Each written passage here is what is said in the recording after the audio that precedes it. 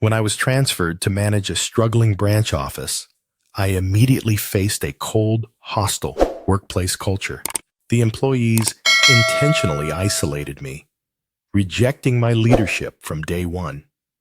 Determined to turn things around, I made a bold decision. I fired a key employee who openly defied me, shocking everyone and clearly establishing my authority. But authority alone wasn't enough. To genuinely rebuild trust, I chose to open up and share my own painful past experience of workplace betrayal, allowing the team to truly understand me. Slowly but surely, our team transformed, breaking down barriers and coming together to successfully deliver on a crucial project called Urban View. Headquarters offered me a prestigious promotion as recognition, but I declined, choosing instead to stay and continue guiding the branch. Through this journey, I discovered the real meaning of leadership, resilience, and personal freedom. Don't forget to like, comment, and subscribe for more real-life inspired power stories like this one. The moment I stepped into the office, I knew I wasn't welcome here. But little did they know, I thrive when underestimated. I can still recall vividly the crisp air of that suburban Chicago morning as I parked outside our struggling branch, the building's modest appearance masking deeper, more troubling issues within. My name's Henry Sullivan, and that was my first day as the newly appointed managing director, sent from headquarters to breathe life back into a place everyone else had given up on. The entrance door creaked open reluctantly, echoing an unspoken resistance, as if even the building itself was questioning my presence. Inside, the cold, fluorescent lights buzzed softly, casting a stark glow over rows of dull, gray cubicles. The rhythmic tapping of keyboards filled the air, a steady but lifeless hum, punctuated by occasional murmurs of indistinct conversation. Walking down the narrow aisle, briefcase gripped firmly in hand, I glanced around cautiously. Employees remained fixed to their screens with almost mechanical indifference, eyes locked forward. I paused briefly beside a cubicle where a young woman was meticulously rearranging documents, clearing my throat gently before greeting her. "Good morning. I'm Henry Sullivan, your new director," I said, deliberately softening my tone, hoping to break through the palpable tension. She startled slightly, clearly surprised to be spoken to. Her gaze flickered up toward me, nervous and fleeting.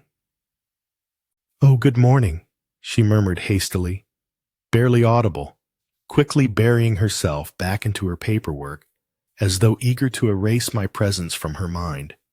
As I continued toward the main meeting area, the silence felt deliberate, a carefully coordinated gesture of collective defiance. Each averted glance, each shuffled paper seemed calculated, a quiet rebellion. It brought back memories of another painful chapter from my past, the sting of betrayal by people I once trusted blindly, who taught me how deep human resistance could run when fear or resentment clouded the workplace. My predecessor here had obviously left behind invisible scars. Perhaps they viewed me as just another faceless corporate figurehead, imposed upon them without care or concern. They weren't entirely wrong. I understood their wariness. Yet beneath my outward calm, my heart was racing. I felt a familiar, stubborn fire ignite deep inside me. This wasn't merely a professional challenge. It had become personal. Once seated at my new desk, I took a moment to absorb my surroundings.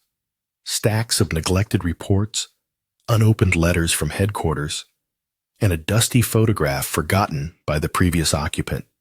I picked it up carefully, studying the faded smiles of people who had probably long since left. The room felt suffocating, like stepping into a ghost town, haunted by past failures and unspoken grievances. I knew instantly this environment demanded more than polite conversation or subtle suggestions. This was a deeply wounded team. Indifferent, yes, but mostly fearful of change. They needed a clear, undeniable signal that I was here not just to command, but to heal, rebuild, and restore their faith. Within minutes, my fingers rapidly composed a carefully worded email. Calm, but firm. Direct, yet reassuring. I announced an emergency staff meeting for precisely 10 o'clock a.m. in the main conference room. To set a clear tone, I explicitly stated, attendance was mandatory, no exceptions. By the time I walked back out into the office, whispers had begun. Curiosity finally piercing through their protective veil of apathy. Glances now followed me cautiously, hesitant but intrigued. As I stood waiting patiently in the conference room doorway, employees began trickling in slowly, reluctant and guarded. When the room filled, I shut the door gently behind me and stepped forward to address them. The silence deepened, tense and expectant. Look, I began evenly, my voice firm but measured. I know trust isn't given, it's earned. And from what I've seen this morning, trust isn't something you have much left of. I won't insult you by promising miracles, but I also won't tolerate indifference or silent hostility. Eyes widened slightly, chairs creaked under shifting weight. I could sense confusion, mixed with cautious respect, forming in the tense air. After a purposeful pause, I continued. Starting today, there'll be changes. Clear expectations will be established, but so will clear support. Anyone struggling will get help, but deliberate obstruction or passive resistance ends immediately. I am here not just to fix numbers, but to rebuild this team. And I'll do whatever it takes. I could see some faces shift. Uncertainty replaced slowly by cautious interest, curiosity, even hope. Yet a few remained openly defiant, staring back at me with skeptical eyes. One man in particular, near the back, leaned against the wall, arms crossed defiantly. I made careful mental note of his face. I believe in accountability paired with genuine care. But please, do not mistake kindness for weakness, I said clearly, looking directly into the eyes of those who still seemed unconvinced. From now on, you'll find that actions will speak far louder than words. As I ended the meeting, the atmosphere was noticeably altered. The indifference had been shaken, replaced by cautious tension and thoughtful consideration. For the first time since arriving, I saw genuine reactions, eyes meeting mine openly, if only briefly, as employees quietly returned to their desks. Alone again in my office, I felt a quiet satisfaction, tempered by a deeper awareness. The toughest battles were still ahead. Yet I was no stranger to this terrain of hidden resentment and fragile trust. I had navigated these waters before, and this time, armed with past lessons and clarity of purpose, I was prepared. They didn't realize it yet, but this would be our collective turning point. Returning to my office after the meeting, I closed the door quietly behind me, feeling the adrenaline still pumping softly beneath my composed exterior. The confrontation with Mark Evans lingered vividly, replaying in my mind. The way his jaw tightened, the flicker of surprise and anger that danced briefly across his polished facade. I knew instinctively that today had marked a critical turning point. But clarity demanded action, and the time for hesitation was long past. In the following days, the air at the office was thick with anticipation. Employees watched me carefully, waiting to see how serious I truly was. I carefully observed Mark's behavior as well. Though subdued slightly after our confrontation, he continued his subtle defiance, deliberately arriving late to meetings, occasionally missing deadlines, testing the boundaries of my authority as though daring me to respond. Each subtle challenge felt familiar, echoing painful memories from my past, times when hesitation had cost me dearly. Once, many years ago, I'd chosen patience and tolerance over swift, decisive action. It cost me my dignity and nearly my career when trusted colleagues betrayed my trust. That experience had left an indelible mark on me, a constant reminder never to underestimate the power of timely action. Determined not to make the same mistake again, I spent an evening carefully reviewing Mark's recent performance records. Late-night coffee cups littered my desk, the glow of my laptop screen the only source of light. The evidence was unmistakable. Consistently missed deadlines, poor teamwork ratings, and recent customer complaints. This was no longer merely insubordination. It had become detrimental to our recovery efforts. The following morning, I called Mark into my office, alone. He entered, still poised and confident, offering me a polite but detached nod as he sat down. "You wanted to see me?" he asked, coolly crossing one leg over the other. I leaned forward, placing the neatly organized performance file gently onto the desk between us. "Mark, I've been reviewing your recent performance records," I said calmly, tapping the document softly with my fingertips. "Frankly, they're concerning." He shifted uncomfortably, but his expression remained neutral. "Look, Henry." "No, Mark," I interrupted quietly yet firmly, maintaining steady eye contact. "Let me finish. Your ongoing insubordination and lack of cooperation aren't simply inconveniences. They're actively harming our team's progress." His expression darkened slightly, a subtle clench of his jaw revealing restrained anger. "Are you threatening my job now?" I shook my head slowly, my voice firm yet tempered with genuine regret. "No, I'm not threatening your job. I'm informing you that, as of today, your employment here is terminated." His eyes widened, disbelief breaking through his carefully maintained facade. "You can't be serious. Do you realize who you're firing?" "Daniel Patterson cannot shield you from consequences," I said, evenly cutting him off again.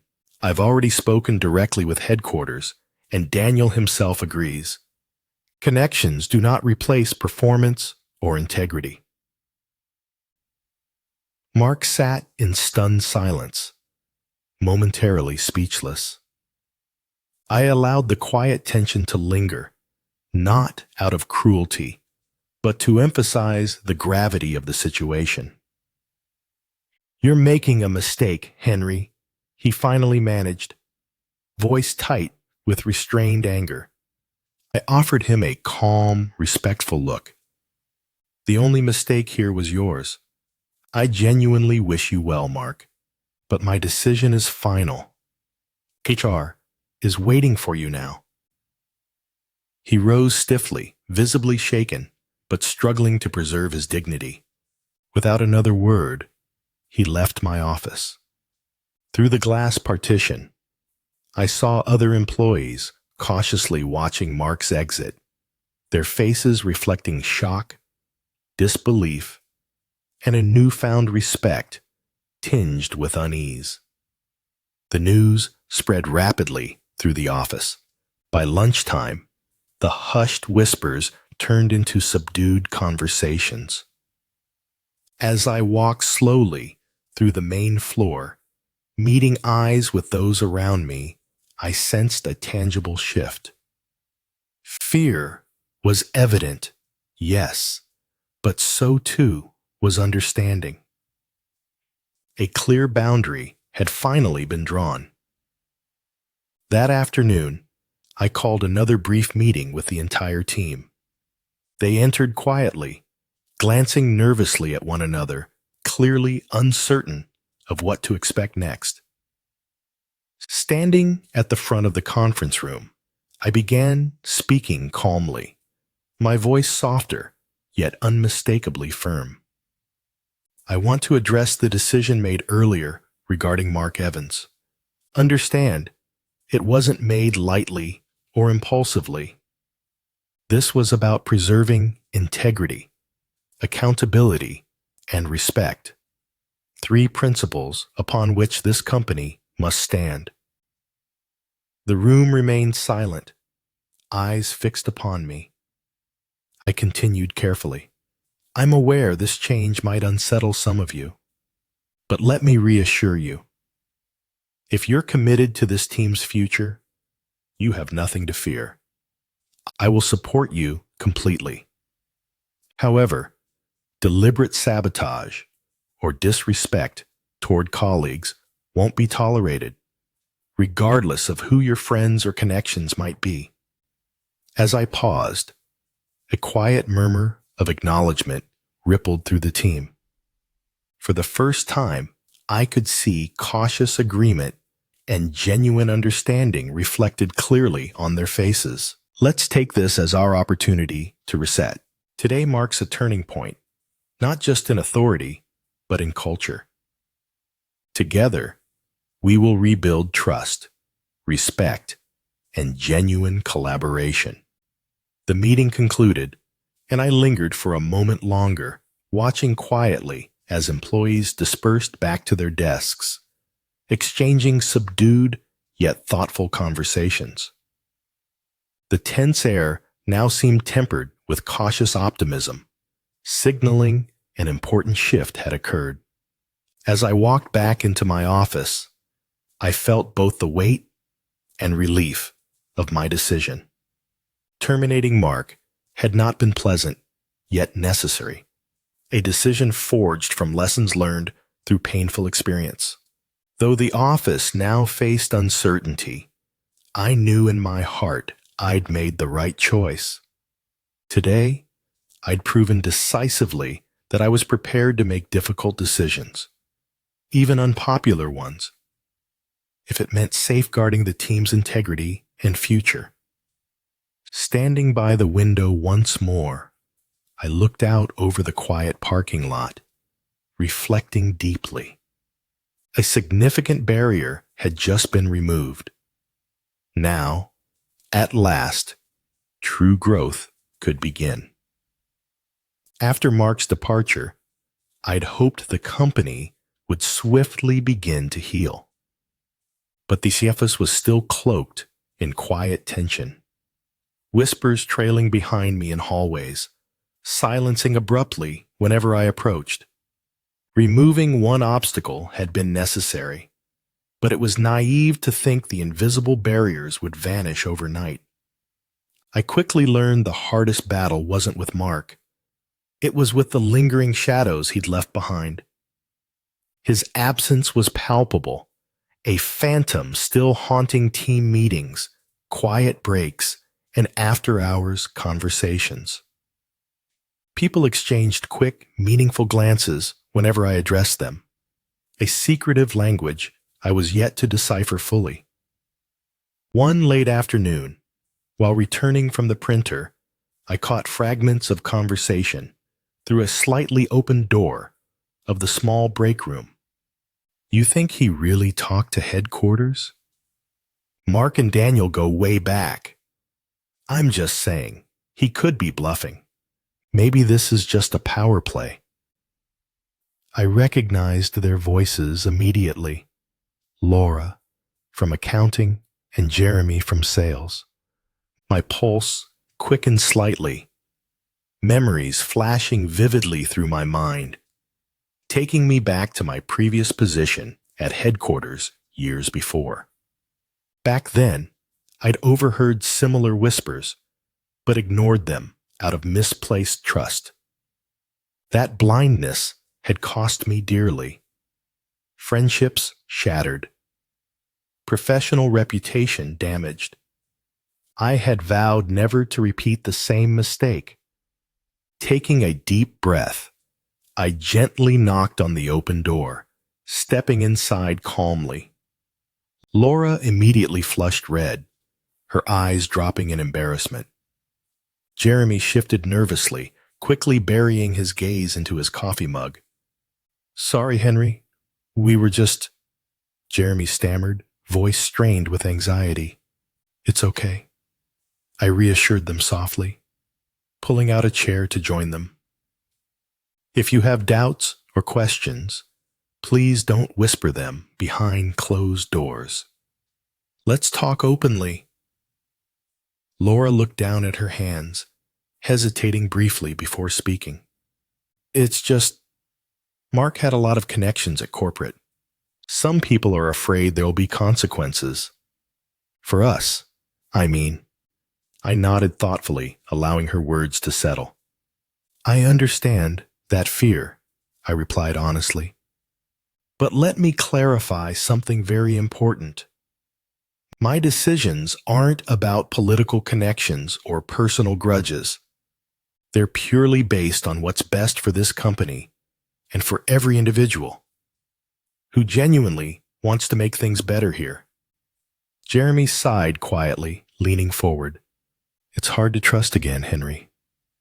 We've seen people come and go, making promises they never kept.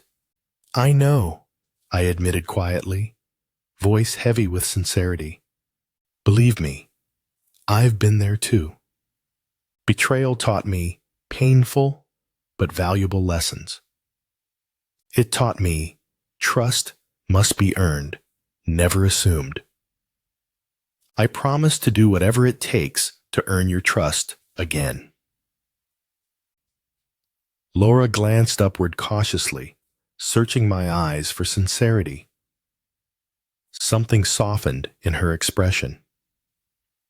We just need clarity and consistency, she said finally, voice stronger now.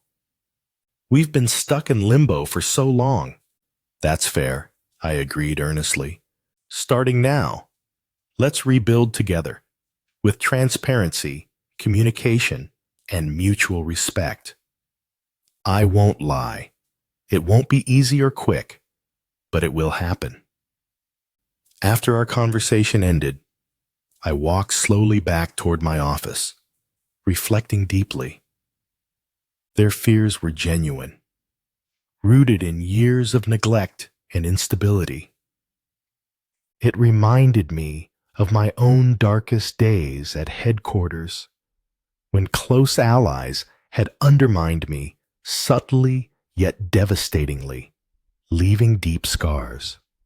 Back at my desk, I opened an old email folder marked Lessons. Inside were carefully saved documents from my past, reminders of painful failures and hard-earned wisdom. Among them, a particularly sharp memory. A former colleague's betrayal had almost broken me. Reading it again, I felt that familiar ache, but also renewed clarity. I leaned back, thoughtful. Mark was gone, yet his influence still lingered, like smoke after a fire. The rumors circulating now, fueled by past betrayal and uncertainty, were just as dangerous. This was the invisible battleground, one of hearts, minds, and trust. Taking action again, I began drafting another email to the entire staff. Transparent, concise, honest. This time, I openly acknowledged their doubts, inviting candid conversations, encouraging them to speak directly to me without fear. I scheduled small group meetings designed specifically for open dialogue, hoping to slowly dismantle the fear and suspicion that had settled deeply into the team's collective psyche. As I sent the message, my heart felt lighter. There were no guarantees, but today marked another small victory, acknowledging the invisible resistance openly, rather than ignoring or repressing it. I'd learned that from my past. The only way to truly move forward was to confront fear directly, openly, with humility and courage. Standing by the window, watching twilight slowly envelop the quiet parking lot below, I knew the real struggle had just begun. Yet, for the first time since my arrival, I felt genuine hope, not just for myself, but for everyone here. The shadows remained, yes, but their power diminished when faced head-on. Perhaps real healing began this way, not in sweeping, grand gestures, but in small, brave steps toward clarity, honesty, and trust. The next major challenge arrived sooner than anticipated in the form of a crucial new client, the kind that could transform our company overnight. Early on a Tuesday morning, I received a call directly from headquarters. The prestigious Urban View project was now within our reach. Securing this contract meant more than revenue. It meant rebuilding our team's shattered confidence, reshaping our identity, and finally emerging from the shadows of doubt. But as promising as the opportunity was, it exposed deep-rooted cracks in our internal collaboration. The aftermath of Mark's firing still echoed silently through the halls, manifesting as hesitancy, fragmented communication, and cautious, superficial cooperation among departments. I saw clearly how past betrayals and mistrust had carved invisible walls between teams. Marketing hesitated to trust sales. Sales viewed accounting with suspicion. Departments operated defensively, hoarding information, wary of being blamed if the project faltered.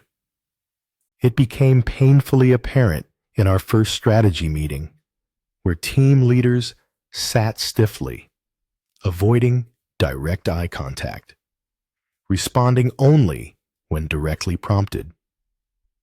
This project demands absolute collaboration, I stated calmly yet firmly, scanning each tense face around the table. If we allow fear and past wounds to dictate our behavior, we risk losing this critical chance. I need each of you to trust, not just me, but each other. Eyes shifted uncomfortably, silent doubt hanging thickly in the air. Clearly, words alone weren't enough. Recalling vividly my own painful experiences from the past, I knew genuine unity required more than platitudes. It required genuine vulnerability. That evening, alone in my office, under the gentle hum of fluorescent lights, I contemplated my next move. I remembered my own journey through betrayal, loss, and redemption years ago. How honesty and vulnerability painful as they were, had ultimately set me free. Could such raw openness help here? The following morning, I called an all-hands meeting in our largest conference room. Employees gathered with visible apprehension, perhaps expecting further reprimand.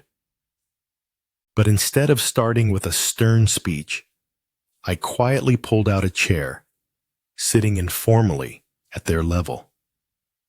It caught them off guard, subtly changing the tone of the room.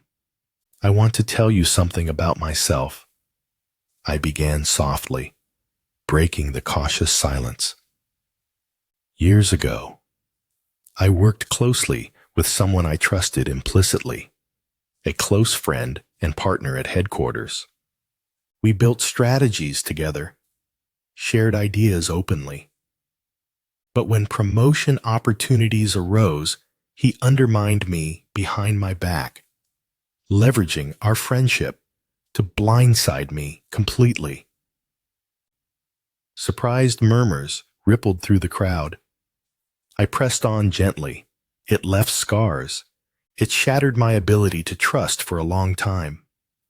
Like you now, I operated defensively, unwilling to rely on others for fear of betrayal. I paused briefly, carefully gauging their reactions. Their eyes were attentive and keyed, yet uncertain where I was going with this admission. But eventually, I learned something critical. I continued steadily, voice filled with genuine conviction.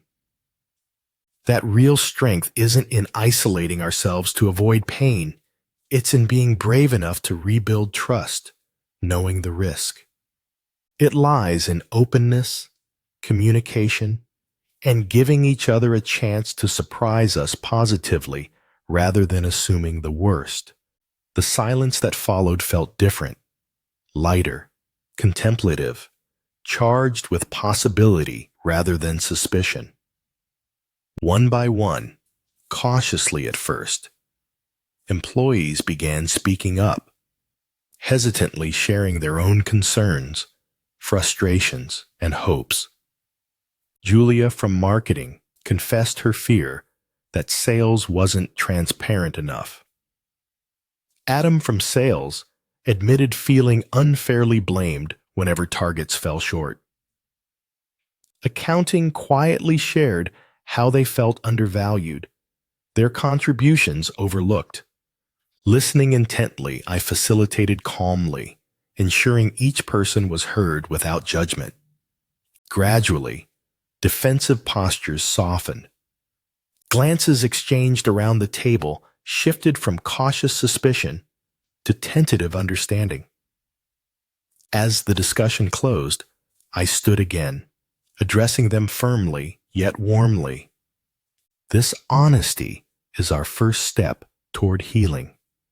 But honesty alone isn't enough. Now, we take clear actions to ensure everyone here feels valued, heard, and supported.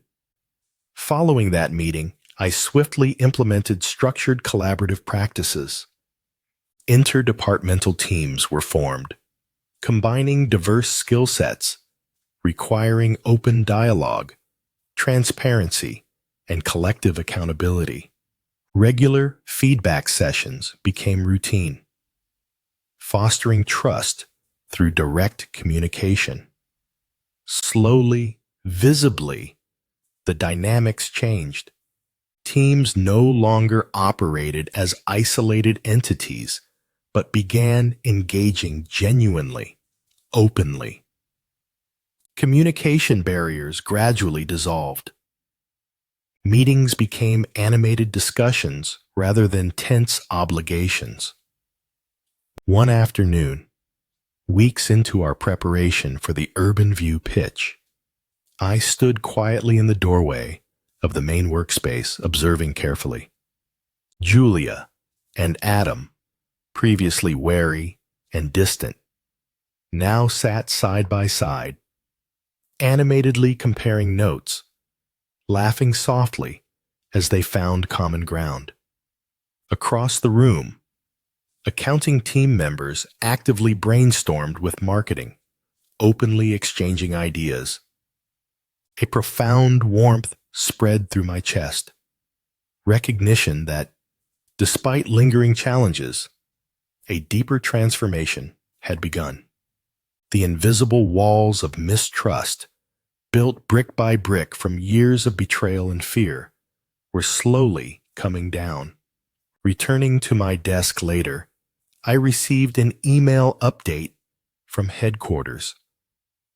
Daniel Patterson, Mark's influential ally, had apparently contacted senior management, expressing skepticism about my leadership. Initially, a knot of anxiety twisted inside me.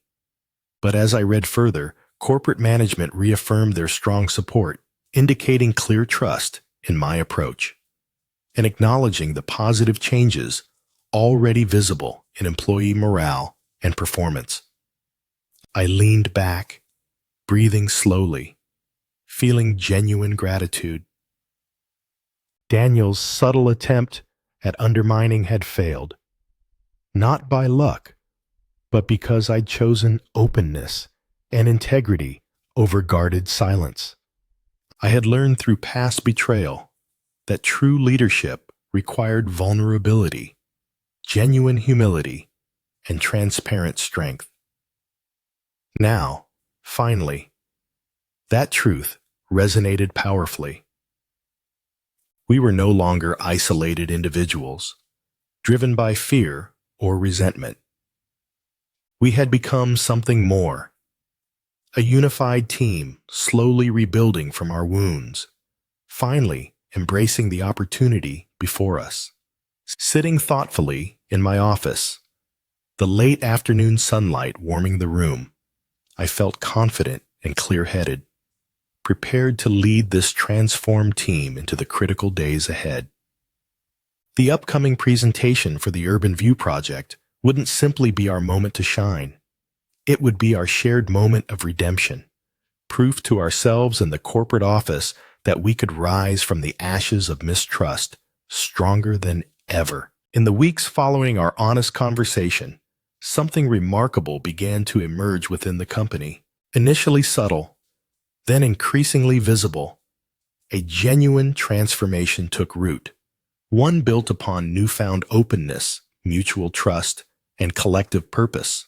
I observed quietly yet proudly as previously isolated departments started to integrate naturally. Interactions no longer felt strained or cautious. Instead, genuine laughter and spirited discussions filled our hallways. Employees who once guarded their ideas closely began eagerly collaborating, openly sharing their thoughts, ambitions, and even concerns. It felt as though the bitter residue of past betrayals was finally washing away, replaced by cautious but authentic optimism. Still, the real test of our transformation loomed: the presentation of the Urban View project proposal. Everything hinged on this single day, this one opportunity to prove to headquarters, our competitors, and ourselves that our unity wasn't superficial, but genuinely resilient. 2 days before the presentation, I scheduled a final review meeting. Walking into the conference room, I felt a pulse of quiet anticipation vibrating softly beneath the professional surface. The walls, once oppressive with tension, now seemed filled with hopeful expectancy. Employees from every department sat ready, poised yet relaxed, exchanging encouraging nods and supportive smiles. Julia stood confidently, outlining the marketing strategy with clarity and enthusiasm. Beside her, Adam offered seamless insights into sales forecasts, complementing her approach perfectly. The accounting team presented financial breakdowns with precision and clarity, their voices strong, clear, and authoritative. Watching them work together, coordinating effortlessly, filled me with quiet pride. Their confidence had blossomed beautifully from the fragile seeds planted weeks earlier. As the meeting concluded, the group burst spontaneously into applause, an act that surprised even themselves. Faces beamed with genuine excitement and relief. Julia turned toward Adam, shaking his hand warmly. The room buzzed with camaraderie, a powerful contrast to the distrust and resentment I'd first encountered. After everyone dispersed, Julia lingered briefly behind. Approaching me quietly, she spoke thoughtfully, eyes sincere and reflective. You know, Henry, for years I'd forgotten how good it felt to actually believe in something here. Now, finally, I think I remember why I loved working here in the first place. Her words lingered with me long after she left. Alone in the now empty conference room, I gazed out the window thoughtfully. Twilight shadows stretched gently across the pavement outside, mirroring my quiet reflections. Julia's simple statement encapsulated our collective journey, a transition from bitterness and betrayal toward rediscovery, resilience, and hope. The day of the Urban View presentation finally arrived. A crisp Chicago morning greeted us as we assembled in the sleek downtown conference center. Executives from headquarters were present, including Daniel Patterson himself. Mark's absence was conspicuous, a quiet testament to our growth beyond past obstacles. Stepping forward, I introduced our team calmly yet proudly, emphasizing collective contributions rather than individual triumphs.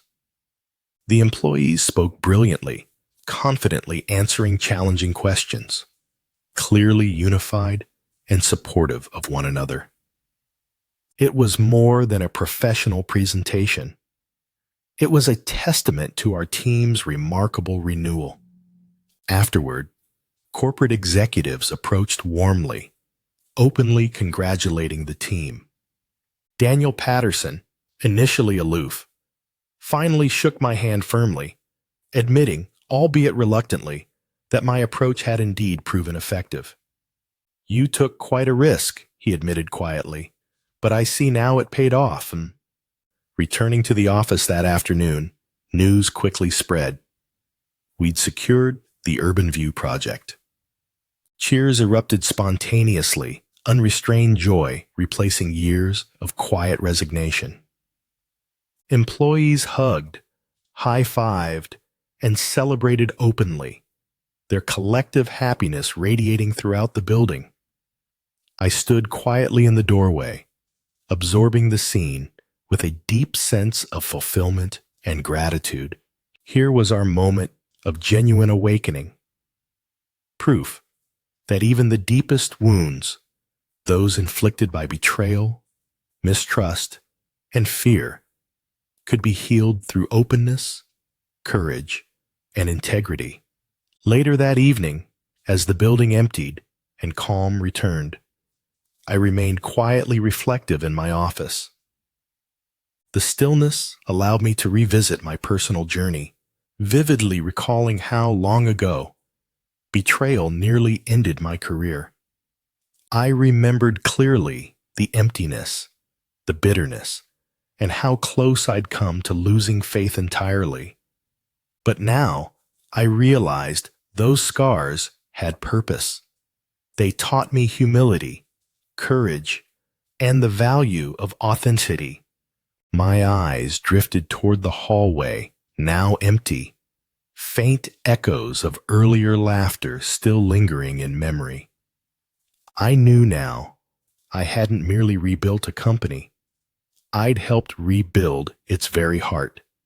Each employee's journey of rediscovery mirrored my own, shaped by struggle yet defined by resilience. Rising slowly from my chair, I glanced around the room thoughtfully, suddenly aware of a profound yet simple truth. I'd arrived here seeking professional redemption, but instead, I'd discovered something far richer: personal redemption. Stepping outside, evening shadows lengthening around me, I breathed deeply, savoring the newfound clarity. Our collective awakening wasn't just about improved numbers or professional accolades. It was about reclaiming our dignity, our unity, and most importantly, our faith in one another. Tomorrow would bring new challenges, undoubtedly. But standing here, beneath the fading Chicago sky, I felt something truly extraordinary: genuine hope. A hope not fragile, but resilient, forged through hardship and honesty, nurtured carefully into lasting transformation.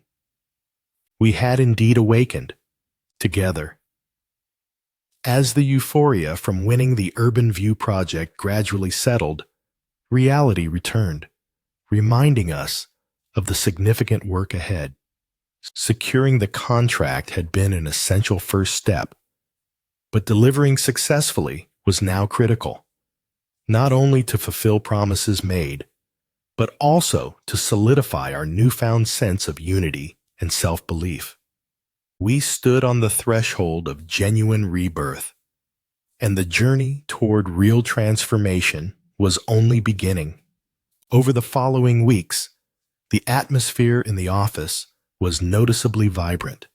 Employees arrived earlier, conversations became more animated, and there was a genuine sense of anticipation that I hadn't felt since my arrival. Departments, once distant, now seamlessly collaborated. Still, beneath the excitement lingered a quiet apprehension. Success was not guaranteed. Doubts about our ability to execute flawlessly still haunted some employees, echoes from the years of struggle not yet fully silenced. I too felt the weight of that uncertainty, understanding intimately that victories achieved through determination and unity could be fragile if not carefully maintained. My past experiences served as constant reminders. Success was delicate, easily disrupted by complacency or hidden sabotage. One afternoon, as I worked quietly through a detailed project timeline, my phone buzzed gently. I glanced down to see a message from corporate headquarters requesting a confidential meeting. My pulse quickened slightly as I read further. Daniel Patterson himself would arrive tomorrow morning for a private discussion. Though the tone was neutral, I immediately sensed something deeper at play. That night, sleep came reluctantly, punctuated by restless dreams filled with memories from my past. A close colleague smiling reassuringly, only to betray me later. The vivid recollections jolted me awake, heart pounding in the darkness. Rising slowly from my bed, I stared out the window into the silent suburban streets. The shadows outside mirrored the quiet doubts stirring within me. I took a deep breath, calming myself. Whatever tomorrow held, I was determined to face it with clarity and courage. Early the next morning, Daniel Patterson arrived precisely at 9. He greeted me politely, yet formally, settling into the chair opposite my desk with practiced composure. For a moment, he studied me silently, fingers lightly interlocked, expression unreadable. "Henry," he began carefully, "I must admit, your approach to the Urban View proposal surprised many of us at headquarters. Frankly, some doubted your methods initially. I understand. I replied calmly, choosing my words carefully. But results speak louder than doubts. He nodded slowly, conceding the point. Yes, they do. That's precisely why I'm here. He leaned forward slightly, voice dropping confidentially. Headquarters wants to move you back to the corporate office, this time in a higher executive position. The board sees your potential clearly now. They feel your skills might be better utilized there. The offer hung between us, heavy and enticing. My heart quickened slightly. This was validation, recognition of my efforts. Yet beneath the initial thrill was something else. Quieter, yet powerful. Hesitation. Sensing my pause, Daniel's eyes narrowed slightly. I assumed you'd be pleased. This move represents significant career advancement. I appreciate the offer, I answered slowly, thoughtfully. But can I ask why the urgency? He shifted slightly in his seat, momentarily uncomfortable. There have been internal discussions. Some think you've accomplished your mission here.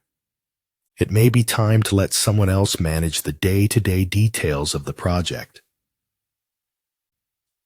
His subtle implication was clear. Certain individuals, at corporate, perhaps Daniel included, preferred to regain direct control now that success seemed assured. Removing me, gently but strategically, would let them claim credit for the turnaround. A familiar chill of betrayal crept down my spine. This was a maneuver I'd encountered before. For a brief instant, old bitterness rose sharply within me. But this time, I was not the same man who'd once been blindsided by betrayal. I'd grown wiser, clearer, stronger. Looking Daniel squarely in the eyes, my voice steady and clear, I replied, Daniel, I genuinely appreciate this opportunity, truly, but the work here is far from complete. The Urban View project isn't simply about securing revenue. It's about finishing what we started, a real transformation. These employees deserve continuity and support, not abrupt change. Daniel's expression tightened briefly before he regained his composure. Henry, think carefully. Opportunities like this don't come often. I have thought carefully, I replied firmly, yet respectfully. My decision stands. I want to see this through, to finish the journey of rebuilding trust, unity, and genuine success. My place is here, not because it's comfortable, but precisely because it's necessary. Daniel nodded slowly, resigned, yet visibly impressed. Rising to leave, he offered his hand once more. I admire your dedication, Henry. It's rare, risky, perhaps, but admirable. Watching him exit my office, I felt a profound sense of relief and quiet triumph. The temptation of a prestigious promotion at headquarters had been genuine, but rejecting it felt right. Standing firm now represented more than professional clarity. It was my personal moment of rebirth, a victory over the lingering shadows of past betrayals and insecurities. As employees began arriving later that morning, I greeted them with quiet reassurance. I saw clearly now what real success meant. It wasn't about climbing corporate ladders or earning hollow prestige. True success meant staying true to oneself, to one's purpose, even when easier paths beckoned. It meant committing genuinely to people who depended on me, trusting they would rise to any challenge, provided we stayed united. Later that day, Julia approached me cautiously, her expression gentle yet curious. "I saw Daniel Patterson leaving earlier. Is everything all right?" I smiled warmly, genuinely at peace. "Everything's fine, Julia. Headquarters offered me a promotion, one that would require leaving here immediately." Her eyes widened slightly, concern evident. "And?" "I declined," I replied calmly. "There's still work here worth finishing." Julia's shoulders relaxed visibly, relief and gratitude shining in her eyes. "I'm glad you stayed, Henry. We're stronger because of you." As she walked away, her simple words resonated deeply within me, affirming my choice. Standing quietly by my office window, watching sunlight gently warm the pavement outside, I felt a quiet joy. My journey hadn't been easy, yet every hardship, every betrayal, every difficult choice had led precisely here, toward genuine rebirth, resilience, and freedom. I'd finally realized that success, in its purest form, wasn't something external to chase. It was something internal to discover, nurture, and protect fiercely. And now, having chosen this path consciously, I was truly ready to embrace whatever the future held next. In the weeks that followed, our team dove fully into the Urban View project. The energy in the office was extraordinary. Employees stayed late, arriving early the next day, not out of obligation, but genuine enthusiasm and dedication. This wasn't just another job. This was our collective moment to prove ourselves, our shared chance at true redemption and lasting transformation. I could feel the subtle yet unmistakable shift within the walls of our office. Gone were the whispered doubts and quiet hesitations. Now, determination and unity took their place. Employees openly supported one another, stepping beyond their comfort zones, offering help unasked. Julia frequently consulted Adam from sales, while the accounting team eagerly collaborated with marketing, openly contributing insights that previously would have been held back out of fear. As the days flew by, each milestone achieved was celebrated openly, not just as professional successes, but as collective personal victories. We had truly transformed from isolated individuals into a cohesive, empowered unit. My heart swelled with quiet pride each time I witnessed team members spontaneously congratulating each other, exchanging high fives, laughing freely, a profound contrast to the quiet tension I had first encountered upon my arrival. Yet, I remained cautiously vigilant, knowing from experience that the final stages of major projects were always the riskiest. Memories of past projects haunted me. How, at the peak of confidence, unforeseen obstacles had emerged to disrupt everything. This time, I was determined to anticipate and preempt such setbacks.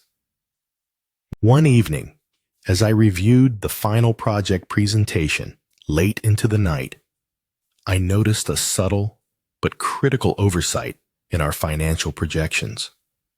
A small, yet significant error buried deep within the documentation. It had slipped past everyone, including myself initially, hidden in a series of calculations. The oversight wasn't catastrophic, but left unnoticed, it would certainly weaken our credibility with Urban View executives. I took a deep breath, calmly analyzing the implications. Past experiences told me clearly transparency and quick corrective action were essential. Early the next morning, I gathered the team responsible, accounting and marketing, to carefully address the issue. They looked initially alarmed, worried about blame or reprimand. Yet, instead of chastising, I addressed them gently but firmly. Mistakes happen. What matters is our willingness to correct them swiftly and transparently. We owe Urban View our honesty, so let's rectify this openly, clearly, and immediately. Julia visibly relaxed, quickly offering solutions, Adam stepping in confidently to reinforce her ideas. Together, swiftly and seamlessly, the team corrected the oversight, strengthening rather than damaging our presentation. Witnessing their teamwork in action, my trust in them deepened significantly. This was a sign of true collective maturity. Finally, presentation day arrived. Our entire team traveled together to Urban View's sleek downtown headquarters. The boardroom was large, filled with corporate executives whose skeptical gazes lingered upon us. My heart pulsed quietly with determination and confidence, knowing precisely how far we had come. As we stepped forward, Julia opened eloquently, detailing the marketing vision. Adam and the sales team seamlessly followed, clearly explaining strategic advantages, passionately yet professionally. Accounting reinforced our credibility by addressing the corrected oversight transparently, earning appreciative nods from Urban View executives. When it was my turn, I stepped forward calmly, addressing the room clearly and sincerely. We understand what this project represents, not merely financial growth, but partnership based on transparency, integrity, and trust.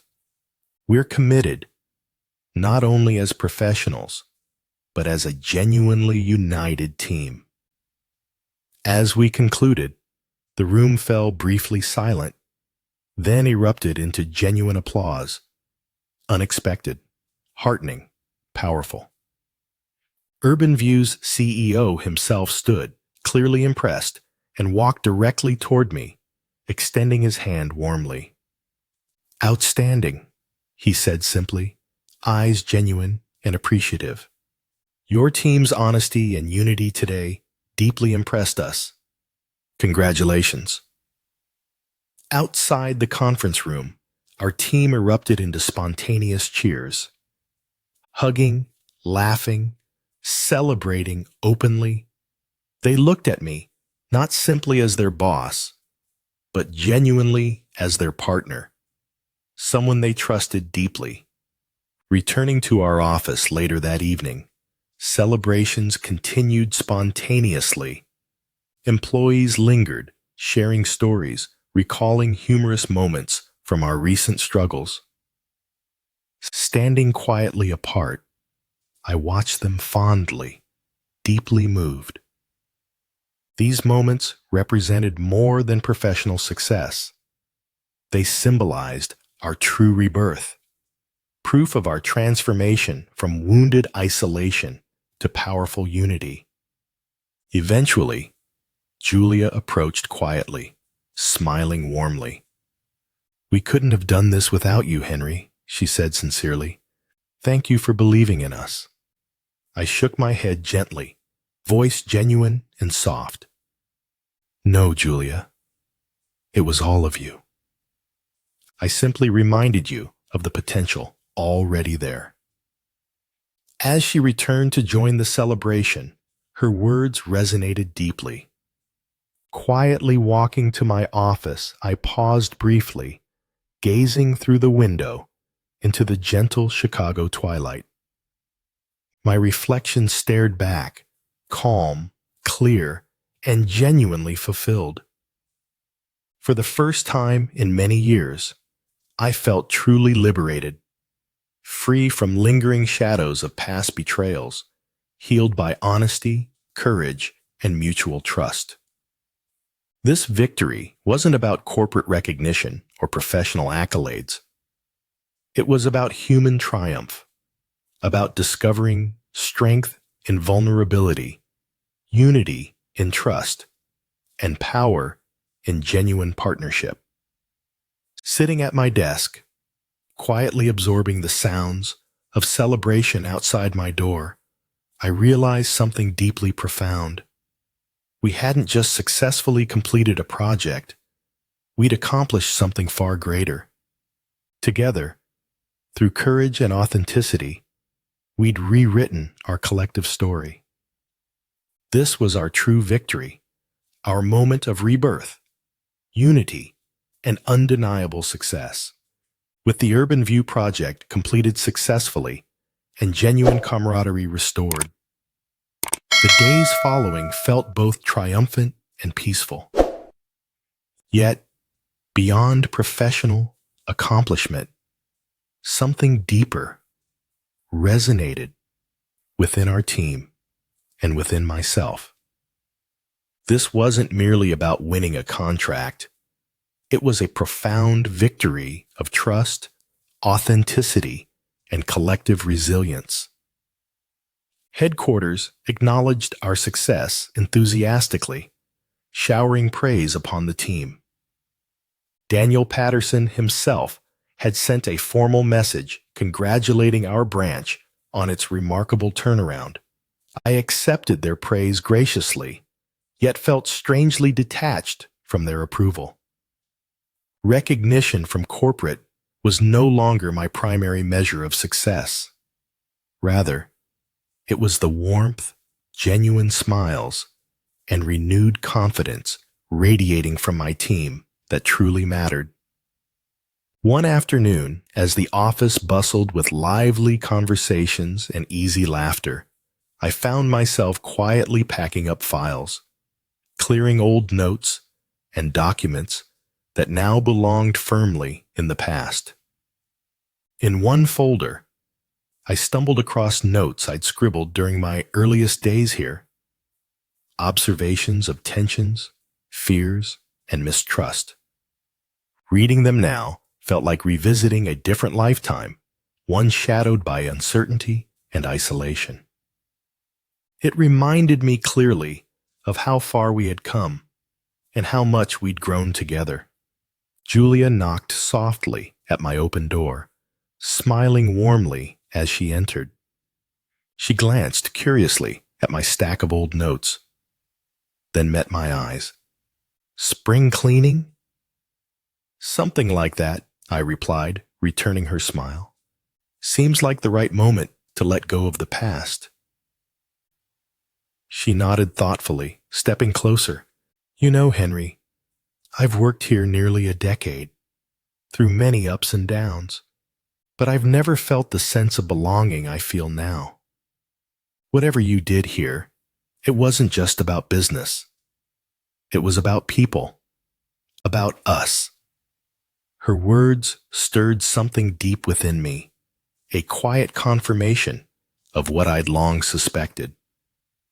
This journey hadn't just been professional, it had been profoundly personal. Redemption, I realized, was not merely about fixing numbers or securing projects. It was about healing deeper wounds of mistrust and betrayal, both within myself and within the team. Later that day, an unexpected call came from headquarters. Daniel Patterson spoke directly, respectful, yet direct. "Henry, I wanted to personally reiterate our appreciation.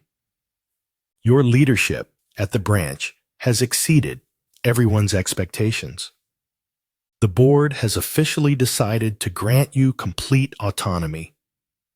You'll have full authority to run your branch entirely as you see fit, with minimal interference." Surprise and quiet satisfaction mingled within me, but I recognized clearly this was more than corporate reward. It was true freedom. After years spent navigating carefully around hidden agendas and corporate politics, The offer of genuine autonomy felt like the final puzzle piece sliding into place. I paused thoughtfully before responding. Thank you, Daniel. I appreciate the trust, but more importantly, my team deserves credit. They taught me the most valuable lesson of all. True success comes from collective authenticity and trust. He hesitated briefly, then replied warmly, Understood. That's exactly why we trust you. You've proven what leadership really means. After hanging up, I stepped quietly outside my office into the open workspace. Employees moved easily, comfortable in their roles. Their interactions natural, unguarded. They were no longer colleagues bound by necessity. They were individuals united by genuine trust and mutual respect. Later that evening, as everyone gradually headed home, I stayed behind briefly, savoring the quiet. The twilight gently washed across the empty desks, lending the office a peaceful, reflective glow. Standing by the window, I gazed thoughtfully into the fading evening sky. I'd arrived here to salvage a failing branch, yet discovered something infinitely more profound. Myself. I thought back to the day I first walked through those doors, encountering an office shadowed by mistrust and tension.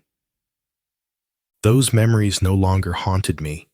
Instead, they felt like distant lessons, reminders of where we'd once been and how far we had truly come. I recognized clearly now that true leadership, true freedom, was not about wielding authority, but about creating a space where trust and authenticity flourished naturally. It was about helping people discover their own strength, healing wounds caused by past betrayals, and fostering a culture rooted in genuine honesty and mutual respect. Leaving my office that night, stepping out into the cool Chicago air, I felt genuinely liberated, not merely from corporate oversight or political intrigues, but from my own past fears and doubts. The wounds inflicted by past betrayals were finally healed, scars fading gently, no longer sources of pain, but proud reminders of resilience and wisdom gained. As I walked toward my car, twilight settling gently around me, I experienced something rare and precious, a quiet, profound sense of fulfillment and clarity. This was more than professional redemption or career success. It was personal freedom, genuine self-awareness, and authentic happiness. Tomorrow would inevitably bring fresh challenges. Yet, standing quietly beneath the emerging stars, I knew clearly that we were ready, not because we were perfect, but because we were real, united, and genuinely free. This was our victory, deeply personal, profoundly collective, and quietly powerful. We had faced betrayal, survived doubt, embraced vulnerability, and finally discovered our true selves. Together, we had become something extraordinary, not perfect, but authentic. And in that authenticity, we had finally found our true freedom. Thank you all for watching this video. Please comment and let me know what you think about this story. Please like and subscribe to watch more great content on my channel.